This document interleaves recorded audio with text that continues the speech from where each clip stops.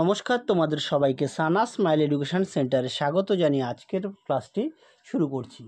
আজকে তোমাদের জন্য নিয়ে চলে এসেছি তোমরা যারা একাদশ শ্রেণীর প্রথম সেমিস্টারে পরীক্ষা দেবে তোমাদের জন্য আজকে দর্শন বিষয়ে ষষ্ঠ অধ্যায় নির্বিকল্পক ও সবিকল্পক প্রত্যেকের পার্থক্য। এই অধ্যায় থেকে তোমাদের গুরুত্বপূর্ণ 30টি প্রশ্ন ও তার উত্তরের এমসিকিউ দেখাবো।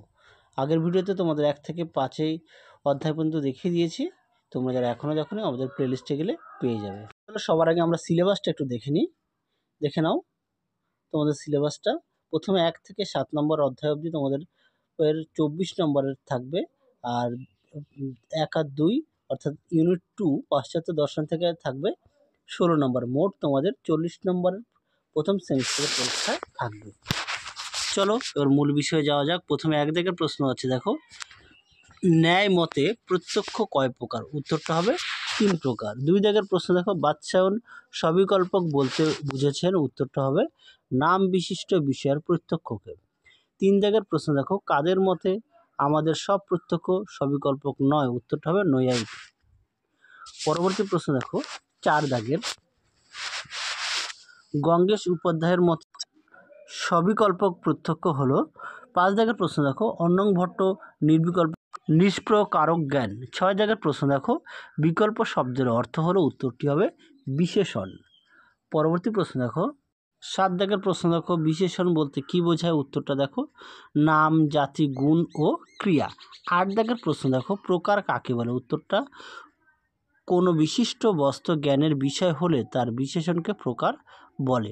9 দাগের প্রশ্ন দেখো, প্রকার শব্দের অর্থ কি? উত্তরটা হবে বিশেষণ। যে কটা প্রশ্ন দেওয়া আছে প্রতিটা প্রশ্নই গুরুত্বপূর্ণ, তোমরা অবশ্যই ভালো করে পড়বে। এবার দেখো 10 দাগের প্রশ্ন, নির্বিকল্পক প্রত্যক্ষ কাকে বলে? উত্তরটা দেখো যে লৌকিক প্রত্যক্ষে কেবলমাত্র অস্তিত্বের দিক প্রকাশিত হয়। 11 দাগের প্রশ্ন দেখো, নিষ্প্রকারক জ্ঞানকে বলে? উত্তরটা হবে নির্বিকল্পক। 12 দাগের প্রশ্ন দেখো, প্রমাতাকে কার্যে প্রবৃত্ত করে না? উত্তরটা হবে নির্বিকল্পক প্রত্যক্ষ। প্রশ্ন দেখো 13 দাগের, কোন প্রত্যক্ষকে পূর্ব জ্ঞান থাকে না? উত্তরটা হবে নির্বিকল্পক প্রত্যক্ষ। 14 দাগের প্রশ্ন দেখো, কারা নির্বিকল্পক প্রত্যক্ষকে প্রমা জ্ঞানে অন্তর্ভুক্ত করেন? উত্তরটা হবে প্রাচীন নৈয়ায়িকরা। 15 দাগের প্রশ্ন দেখো, সবিকল্পক প্রত্যক্ষ কাকে বলে? উত্তরটা দেখো যে লৌকিক প্রত্যক্ষ কোনো একটি বস্তুকে গুণযুক্ত রূপে জানা যায়। পরবর্তী প্রশ্ন দেখো 16 দাগের, ন্যায় দর্শনের সব প্রকারক জ্ঞানকে কি বলে? উত্তরটা হবে সবিকল্পক প্রত্যক্ষ। 17 দাগের প্রশ্ন দেখো, সবিকল্প প্রত্যক্ষ বস্তুর কিরূপ জ্ঞান দেয়? উত্তরটা হবে বিশিষ্ট বস্তুর জ্ঞান। 18 দাগের প্রশ্ন দেখো, সবিকল্প প্রত্যক্ষ হচ্ছে? উত্তরটা হবে বিশেষণ বিশিষ্ট।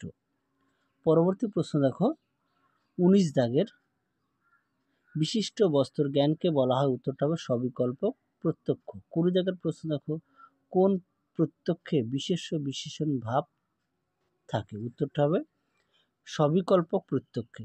21 দাগের প্রশ্ন দেখো, প্রত্যেকের দ্বিতীয় বা পরিণত স্তর কোনটি? উত্তরটা হবে সবিকল্পক। তোমাদের আগের ভিডিওতে আমরা তোমাদের একাদশ শ্রেণীর প্রথম সেমিস্টারের ইতিহাস, ভূগোল, রাষ্ট্রবিজ্ঞান, শিক্ষাবিজ্ঞান, পুষ্টিবিজ্ঞান, দর্শন, বাংলা বিষয়ে, ভূগোল বিষয়ে সমাধান করে দেওয়া আছে। তোমরা যারা এখনও দেখোনি আমাদের প্লেলিস্টে গেলে পেয়ে যাবে। পরবর্তী প্রশ্ন দেখো 22 দাগের, কোন প্রত্যক্ষকে বাক্য প্রকাশ করা যায়? উত্তরটা হবে সবিকল্পক প্রত্যক্ষ। পরবর্তী প্রশ্ন দেখো 23 দাগের, কোন প্রত্যক্ষের স্মৃতি হয়? উত্তরটা হবে সবিকল্পক প্রত্যক্ষে। 24 দাগের প্রশ্ন দেখো, আমরা যাকে প্রত্যক্ষ বলি তা আসলে? উত্তরটা হবে বিশেষণ বিশিষ্টের প্রত্যক্ষ। যে কটা প্রশ্ন দেওয়া আছে প্রতিটা প্রশ্নই গুরুত্বপূর্ণ, তোমরা অবশ্যই ভালো করে পড়বে, আর এর পাশাপাশি অবশ্যই তোমরা তোমাদের পাঠ্য বইটি খুঁটিয়ে পড়বে। পরবর্তী প্রশ্ন দেখো 25 দাগের, কোনো ব্যক্তি বা বস্তুকে পূর্বজ্ঞাত বলা যায় না? উত্তরটা হবে প্রত্যভিজ্ঞা।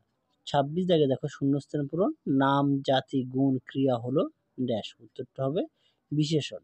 27 দাগের প্রশ্ন দেখো, কোনো ব্যক্তি বা বস্তুকে ড্যাশ বলে জানা হলো প্রত্যভিজ্ঞা। উত্তরটা হবে পূর্বজ্ঞাত। পরবর্তী প্রশ্ন দেখো 28 দাগের প্রশ্ন, ড্যাশ হতে গেলে পূর্বে সবিকল্পক প্রত্যক্ষের প্রয়োজন হয়? উত্তরটা হবে প্রত্যভিজ্ঞা। 29 দাগে দেখো, নৈয়ায়িকদের মতে আমাদের সব প্রত্যক্ষ ড্যাশ নয়? উত্তরটা হবে সবিকল্পক। 30 দাগে দেখো, এটি একটি ঘট, এই প্রত্যক্ষে ড্যাশ হলো বিশেষণ, উত্তরটি হবে ঘটোত্তর। যে মোট তোমাদের 30টা এমসিকিউ দেওয়া আছে, তাহলে 30টা এমসিকিউ আমরা সমাধান করে দেখিয়ে দিয়েছি। তাহলে চলো আজকের মতো এখানেই সমাপ্ত করছি। আবার দেখা হবে খুব শীঘ্রই তোমাদের পরবর্তী ভিডিওতে। তোমরা সবাই সুস্থ থেকো, ভালো থেকো। আজকের মতো টাটা।